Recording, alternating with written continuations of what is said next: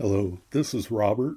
Frank Lloyd Wright is America's greatest architect. He spent his lifetime researching new materials and finding new forms in a way to express architecture not just as building, but as art. This video is a continuation of my last video.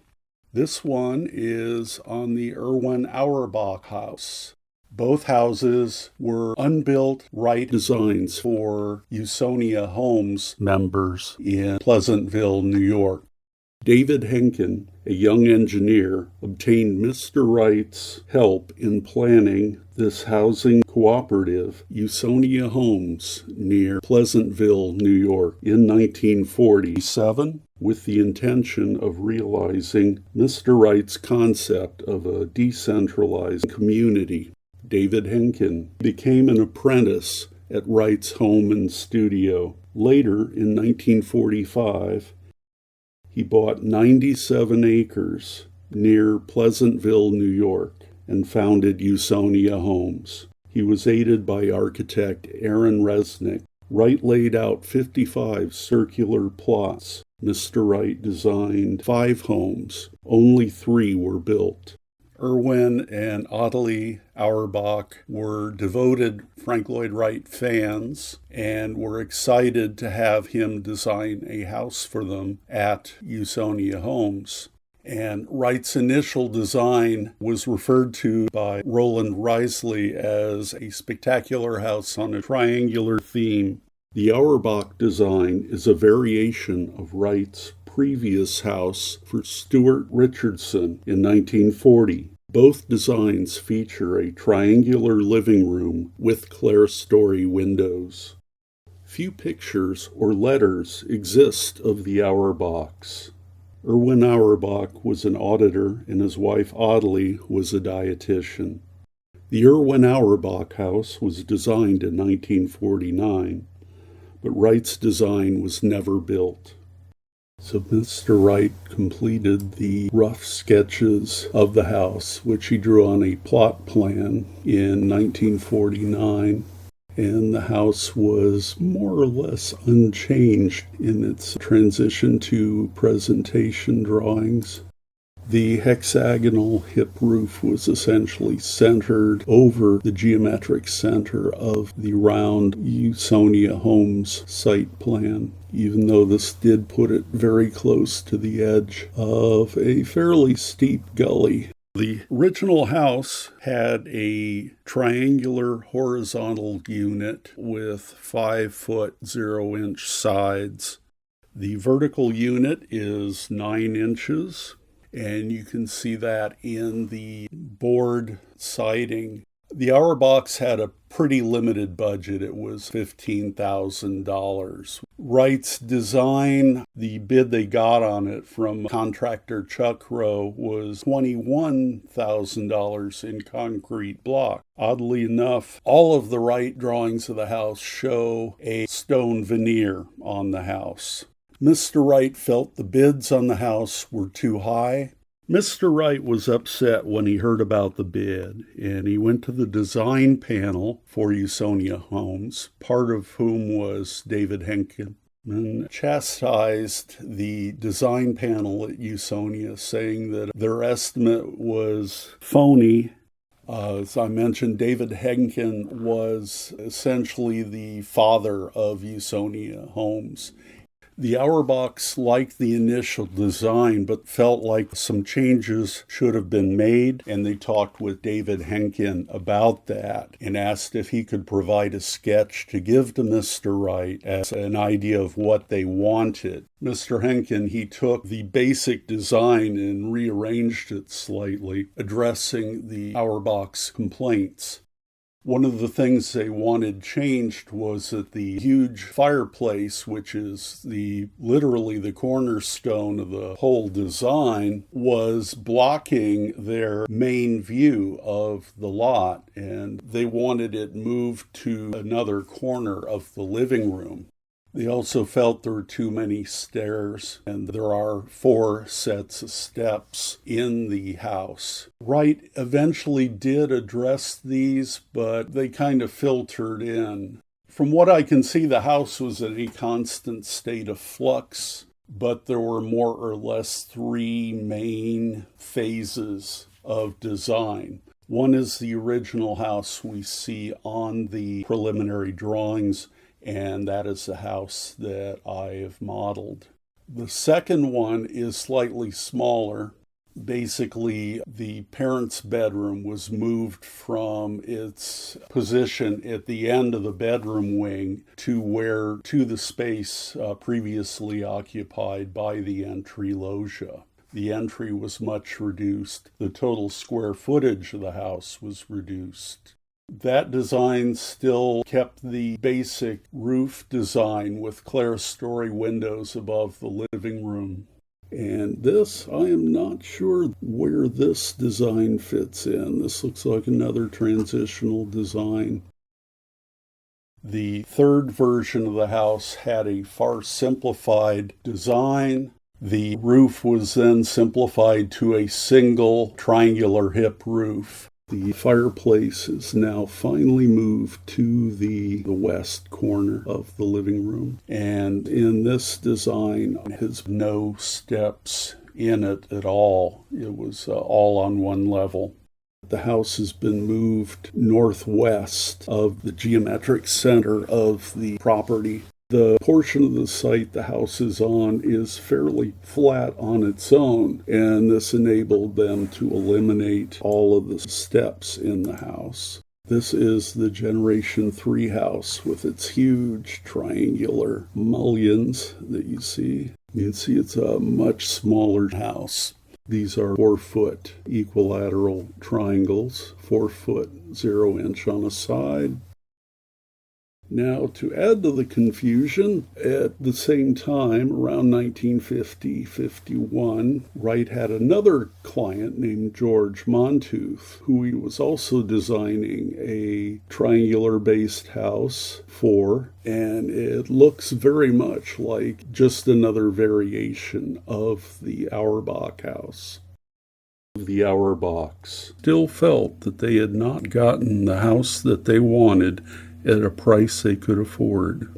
Mr. Wright agreed that he would design them a Usonian automatic type house that they might have been able to affordably build, but a Wright house that met their needs tended to exceed their budget. By then, they were running out of time. It was too late, so they approached Aaron Resnick if he would provide them with a duplicate plan of the house that he had done for Max and Trudy Victor at the Usonia Homes Cooperative. On that, they got a final bid by Chuck Rowe for $21,500. They also managed to get Mr. Chuck Rowe to lower his bid even further by using cheaper materials. They were able to get the house built. The final cost ran near to $30,000. The Resnick designed house was built in 1951 on Site 44 of Usonia Homes. Later, there was a house fire which destroyed the house, leaving only a fireplace standing. The house was demolished in 1997. We're going to talk mainly about the first design for the Auerbach house. The Auerbach design, one of the economy measures made on the house, was the plywood sandwich wall shown in the Miller House model, where the plywood was painted with a sand and paint mixture to create a textured wall. However, most, if not all, of the drawings of the version 2 and 3 show a board treatment of the house model on the house where there were 9-inch boards, and it's something like tongue and groove, but it was called rustic V siding. Similar to Mr. Wright's board and batten sandwich walls. Each of the boards is 9 inches high, which is one vertical unit for the house. Now this is a shot of the version 3 of the house, but if you look at the top, there's some ghostly images that are barely erased. And if I clean it up a little, here you can see a section of what the Gen 1 and 2 houses may have looked like. And that you have a flat roof with the hexagonal roof only over the living room. This also shows not only clerestories, but a skylight over the kitchen. Here's the original plan, and so the road approaches the house on the north. The carport is on the northeast side. It has steps down to one of the living room terraces on the southeast side of the living room. From the carport, you can go to the right and enter through the French doors of the entry loggia and then down 4 steps to the living room. Or from the carport, you can step down 4 steps from the carport into the workspace vestibule, which there's a door to the right that goes into the storeroom, and a door to the left allows you to enter the workspace. And there is a washing machine in that corner, as well as the refrigerator behind you and the range. So from the workspace, you can go north into a utility room, which has the furnace, water heater, and a breaker box. So in the workspace, you have the sinks on the southeast masonry wall. The range and refrigerator are on the northeast wood wall, and there's a prep area on the wood southeast wall of the workspace. The dining table is on the other side of that wood wall. It's on the east corner of the living room. So from the entry loggia, one can go to the right, which leads into the central hallway between the bedrooms. Bedroom closest to the living room, I've been referring to this as bedroom 1, and it has its own fireplace, has bookshelves along its west wall, and closets along its east wall.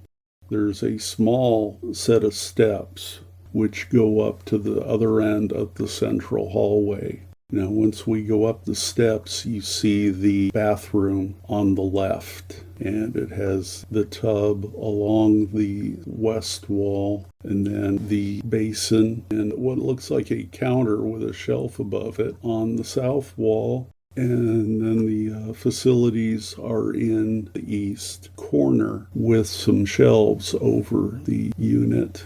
At the far northwest end of the hallway is the door to the parents' bedroom. We go in and there's closets on our left. We can see casement windows on the southwest side with some very skinny shelves or cabinets underneath, and a large fireplace on the northwest side. And on the northeast side, we have the beds, as well as some shelves and a small table. So here's our perspective of the house again, and you can see the hexagonal shape for the roof over the living room with the gable bridge joining it to the fireplace chimney mass at the far left. We're looking at the east terrace for the living room, and you can see the carport in the foreground. The initial sketch also showed a very basic elevation of the southeast side of the house.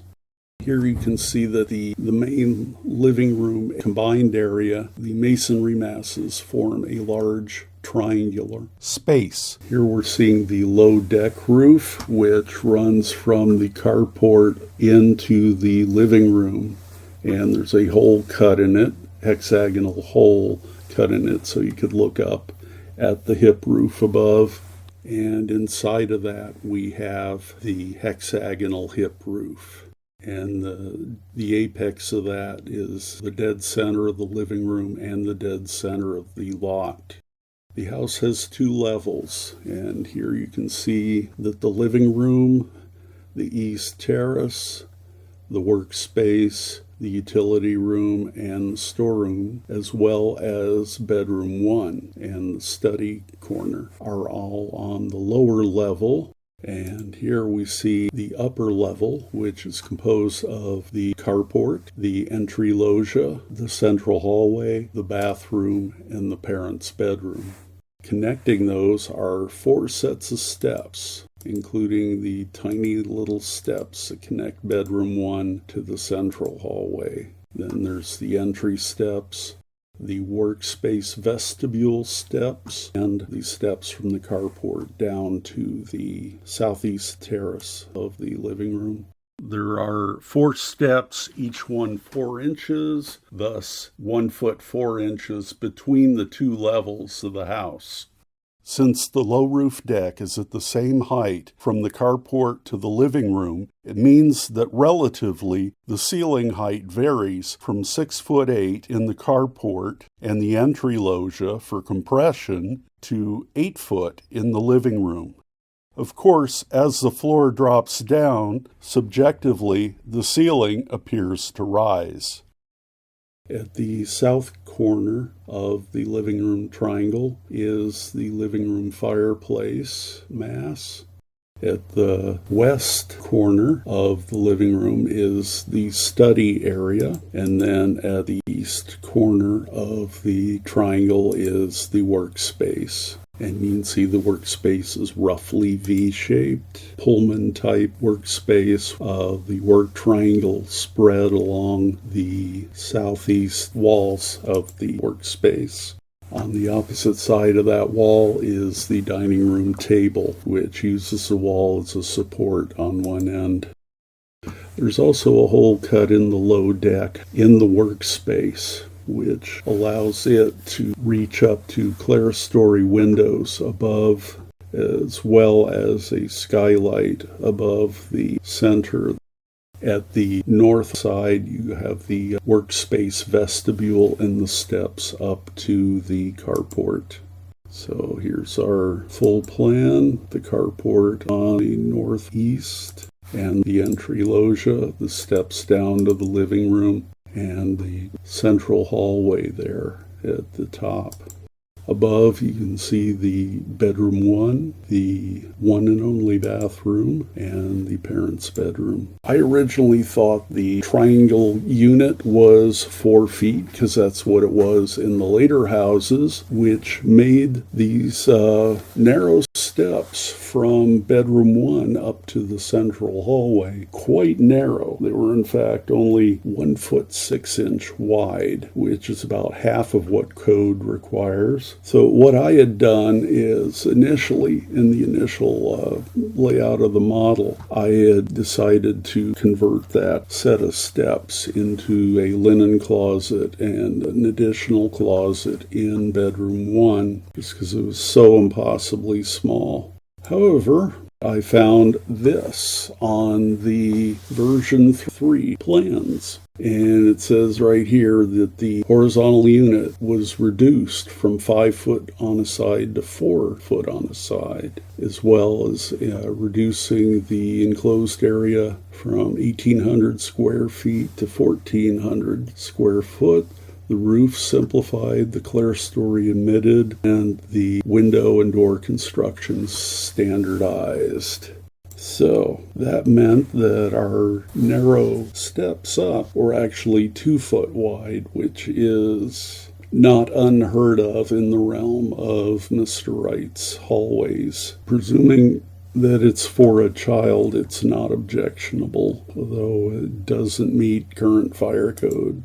So as I mentioned, here's our rustic V board sandwich wall. I mainly wanted to do this because I didn't want to repeat doing the painted plywood walls seen in the Miller house. These give us a much more typical Usonian characteristic in the walls, and that you have that V making a strong repetitive horizontal line in the house. And the initial window design for the house showed these steel T-shaped mullions, and that the window hardware would be welded onto. I thought about doing this, but it was a little bit beyond me how to bring it off.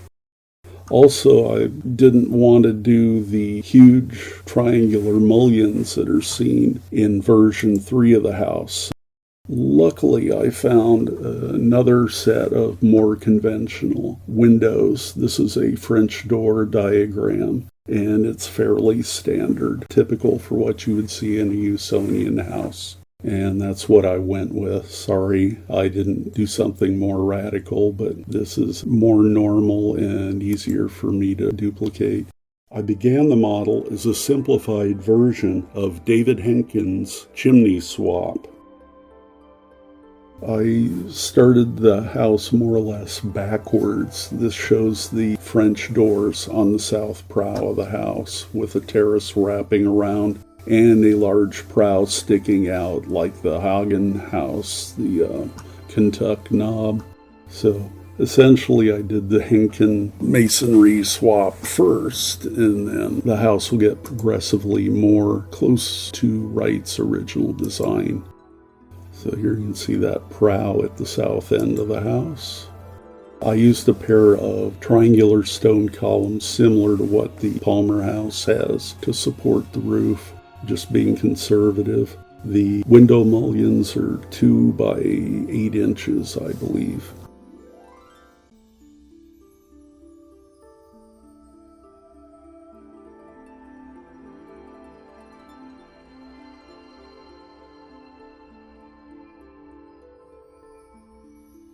So at this point, this is when I discovered I had drawn about half of the model when I realized that I had drawn the model using the wrong horizontal unit. And so I had to go into SketchUp and use the scale tool to stretch the scale out to where the units were now 5 foot on a side. However, I did it wrong. Rather than just changing the horizontal units, it changed the vertical scale as well. So everything was suddenly a fifth too high. And I had to go through the entire model, scaling the verticals back down to where they needed to be.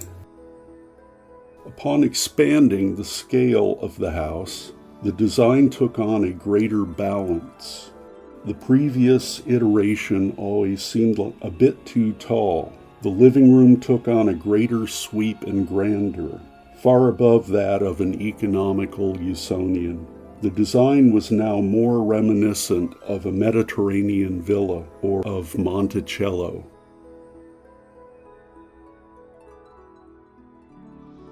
The initial house was done with the sand finish plywood walls, and I then later on started changing them to the rustic V boards.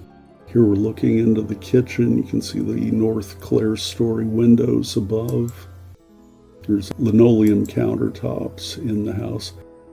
And at this point I followed Mr. Wright and cantilevered the balconies. So that's what's shown not only in the initial elevation drawing of the house, but also in the version 1.5 perspective of the house.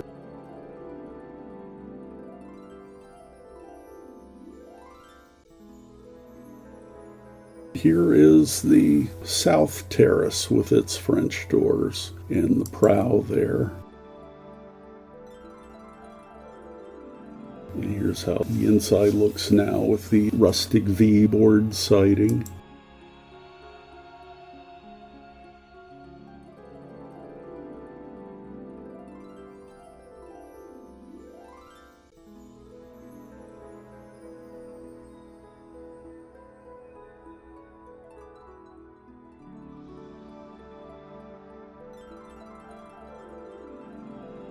Here's the south prow again. The balcony has been changed into a planter to more closely mimic the Henkin drawing. This is what it looks like on the inside. It actually allowed a space for another conversation area or another built-in couch. And you see the flower bed in back. This is the fireplace put back in Mr. Wright's original position. And here's the fireplace where Mr. Wright intended on the south side of the house. And you see it commands the room. It's quite a powerful statement. It is visually the strongest version of the house. See, I put a skylight over the study corner of the living room at the northwest. Here's sunrise on Christmas Day. And here's sunset on July 4th. Now for the animations. The Irwin Auerbach house was designed in 1949, but Wright's design was never built.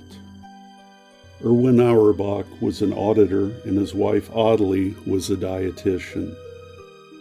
So the original rough drawings were done by Mr. Wright in 1949.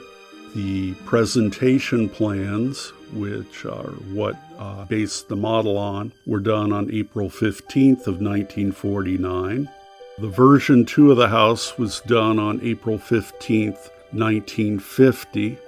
And then there was a version 3, which was done around somewhere between March and August of 1950.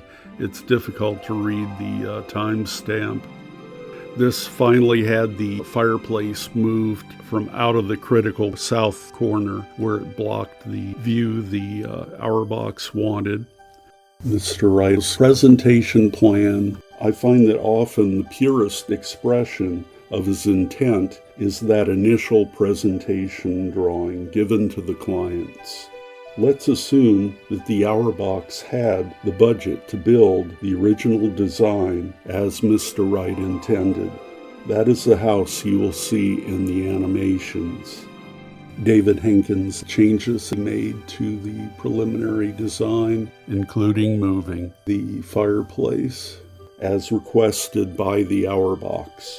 The later animations will show this design also. Please tell me in the comments whether you prefer the original Wright design or the Hankins swap. Some have argued that Mr. Wright exploited his clients to get his designs built. This viewpoint seems a little unfair, as Mr. Wright always worked with the client, sometimes over a period of years, to make the design more affordable to build.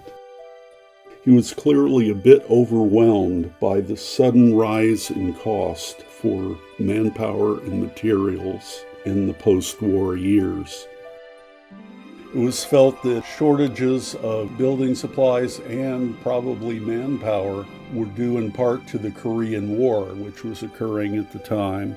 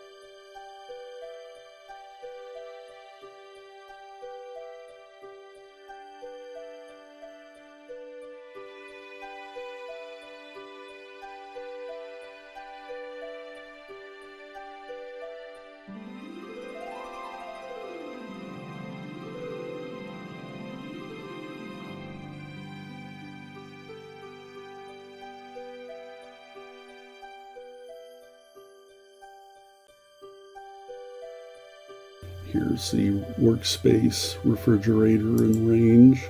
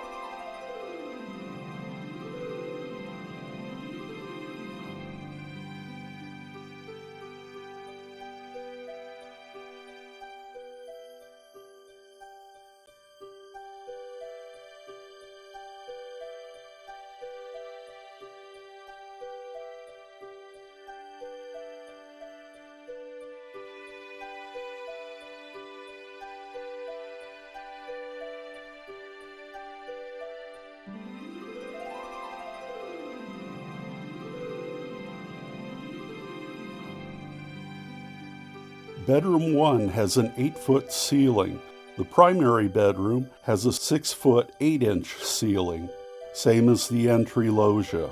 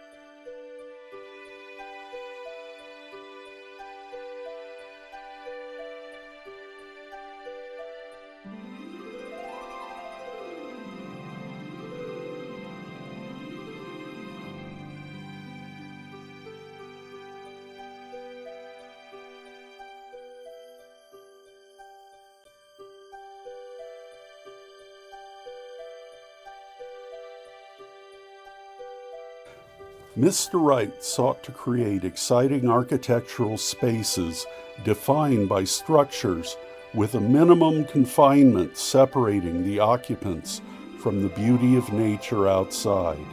He sought to bring that beauty inside.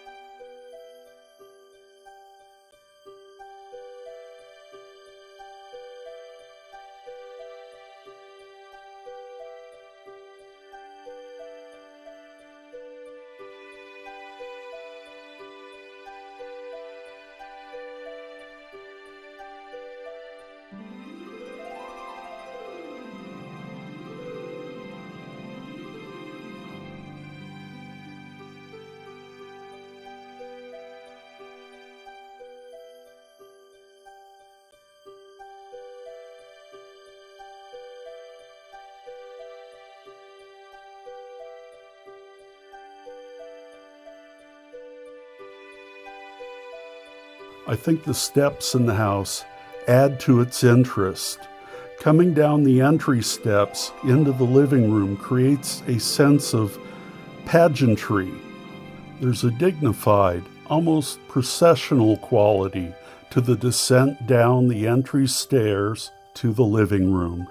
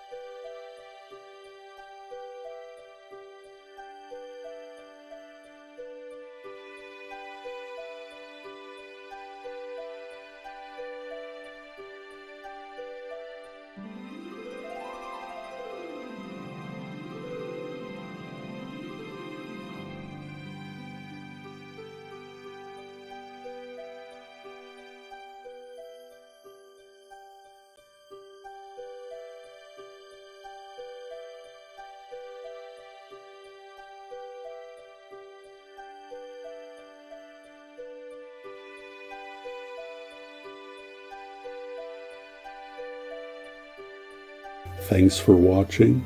Good night.